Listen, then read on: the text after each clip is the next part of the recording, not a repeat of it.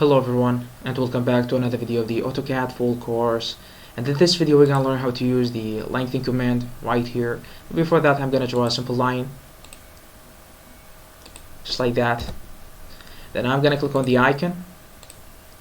Then here he's going to ask you to select an object, but before that there are 4 ways to lengthen this line.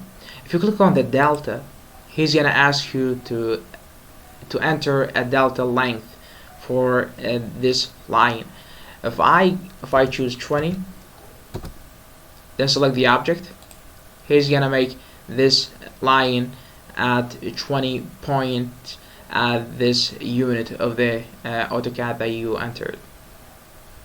If I go again and click on the percent, he's gonna ask you to enter the percentage that you want this line to be extend or lengthen.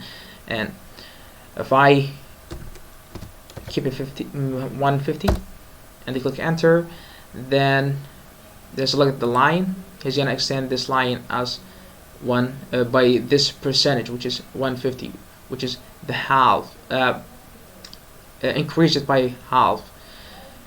If I go again and you click on the total, he's gonna ask you to enter the total length of this line. If I click and enter 30 and you click on enter, then select the line, he's gonna make it 30 units of the units that you entered or selected for the AutoCAD. Now if I go again and you click on dynamic, he's gonna ask you to select a line or an object. Then he's gonna give you the ability to control the length of this line dynamically by moving the cursor, as you can see on the screen, just like that. That was pretty much what we have for today. Thank you very much for watching, and I hope you subscribe to the channel. Thank you again, and stay tuned for another video.